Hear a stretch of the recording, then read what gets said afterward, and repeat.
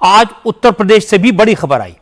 संभल हिंसा की जांच के लिए बनाए गए जुडिशियल कमीशन ने आज अपनी रिपोर्ट मुख्यमंत्री योगी आदित्यनाथ को सौंप दी। हालांकि रिपोर्ट अभी कॉन्फिडेंशियल है, लेकिन इसकी जो डिटेल पता लगी है वो हैरान करने वाली है। रिपोर्ट में कहा गया है कि संभल में बार बार हिंसा का मुख्य कारण डेमोग्राफी में चेंज है, जनसंख्या का इम्बैलेंस है। रिपोर्ट में दावा किया गया कि आजादी के बाद पिछले 78 साल में संभल में हिंदुओं की संख्या 30% घटी है और मुसलमानों की संख्या में 30% का इजाफा हुआ है। संभल में अब 85% मुसलमान हैं और सिर्फ 15% हिंदू रह गए हैं। संभल में 24 नवंबर 2024 को जामा मस्जिद के सर्वे के दौरान हिंसा हुई थी, जिसमें 4 लोगों की मौत हुई थी। इस मामले की जांच के लिए सरकार ने 3 सदस्यीय जुडिशियल कमीशन बनाया था। कमीशन की 450 पेज की रिपोर्ट में कहा गया कि संभल में दंगा सुनियोजित साजिश का नतीजा था। जानबूझकर लोगों को भड़काया गया था, बाहर से गुंडे बुलाए गए, भीड़ जुटाई गई। हिंसा में जिन 4 लोगों की मौत हुई वो पुलिस की गोली से नहीं, दंगाइयों की फायरिंग में मारे गए थे। कमीशन ने दावा किया कि संभल में 68 तीर्थ और 19 कूप थे। इनमें से ज्यादातर पर कब्जा हो गया। संभल में आजादी के बाद 15 दंगे हुए। हर बार बड़ी संख्या में हिंदू मारे गए और पुरानी सरकारों की तुष्टीकरण की नीतियों के कारण कोई एक्शन नहीं हुआ।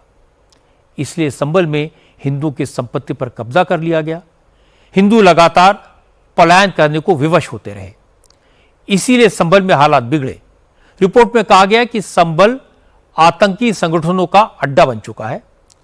अल-कायदा, हरकतुल मुजाहिदीन जैसे संगठन संभल में पैर पसार चुके हैं। इसलिए सरकार को संभल के हालात पर खास ध्यान देने की जरूरत है।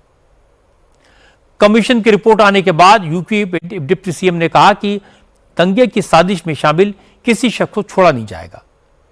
सरकार यह भी तय करेगी कि जिन लोगों ने हिंसा के जरिए हिंदुओं को डराकर संभल से पलायन करने के लिए मजबूर किया, उन पर भी एक्शन लिया जाए। हमने पूरा अध्ययन कराया है। आज़ादी के बाद से लगातार जो भी सरकारें हैं, चाहे कांग्रेस की रही हो या समाजवादी पार्टी की, वहाँ हिंदुओं पर लगातार अत्याचार अनाचार हुए हैं। बड़ी संख्या में हिंदुओं को पलायन करना पड़ा है, अपने व्यापारिक प्रतिष्ठान बंद करने पड़े, अपने घर उनको छोड़ने पड़े, दूसरी जगह उन्हें शिफ्ट होना पड़ा है। और केवल उस समय की जो सरकारें थीं, समाजवादी पार्टी और कांग्रेस की, उन लोगों ने हिंदुओं का संरक्षण नहीं किया, उनकी कानूनी मदद नहीं की। उन पर अत्याचार अनाचार होते रहे, उनके प्लाट, मकान, दुकान, व्यापारिक प्रतिष्ठान पर कब्जे होते रहे, बहू बेटी की इज्जत आबरू हमेशा खतरे में पड़ती रही। तो उन लोगों ने धीरे धीरे वहाँ से पलायन कर लिया। अब अच्छी तरह आप जानते हैं कि ये जो दंगा था ये सुनियोजित साजिश थी। जो बचे खुचे लोग हैं वो भी वहाँ से शिफ्ट हो जाएं। सबसे बड़ी बात है कि हिंदुओं के जो धर्म स्थल थे उनको भी कब्जा करके उन्होंने स्वरूप बदला है। और चाहे कुएँ हों, बावली हों, पीने के पानी के जो अन्य स्थान थे उनको भी अपने कब्जे में लेकर के पूरी तरह से उनका स्वरूप बदल करके अपने उपयोग में लाने का काम किया है। ये सुनियोजित साजिश है, बहुत ही गंभीर मामला है। किसी को भी घर छोड़ने पर मजबूर करना, उनके घर को, उनके व्यापारिक प्रतिष्ठान को, रहने की जगह को किसी को छीन लेना या उनको ज़बरदस्ती वहाँ से भगा देना बहुत ही दुखद है। और इस पूरे प्रकरण पर हमारी सरकार गंभीर है। हम प्रदेश के लोगों को इस बात का भरोसा दिलाते हैं, हम कानून व्यवस्था को मेंटेन करेंगे और अदालत के माध्यम से कड़ी से कड़ी सज़ा दिलाने के लिए हम अदालत में पैरवी करेंगे और अदालत से दरख्वास्त करेंगे ऐसे तत्वों पर कड़ी सजा दें। लेकिन समाजवादी पार्टी ने संभल हिंसा पर कमीशन की रिपोर्ट को गवर्नमेंट स्पॉन्सर्ड बताकर खारिज करने की कोशिश की।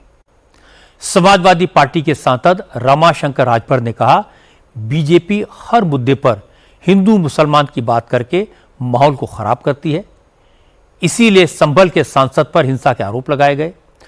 रमाशंकर राजभर ने कहा, अगर बर्क आज बीजेपी में शामिल हो जाएं तो ये सारे आरोप अपने आप खत्म हो जाएंगे।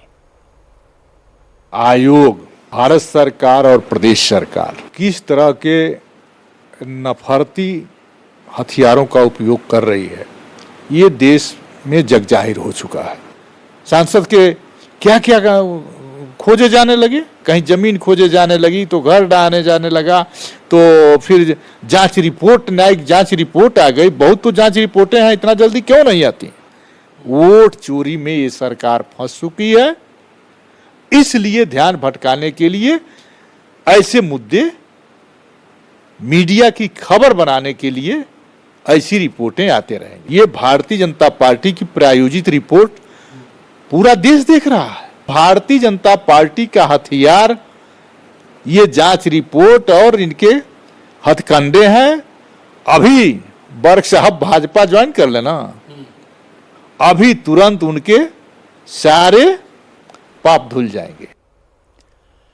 संभल हिंदुओं की आस्था का पुराना केंद्र है।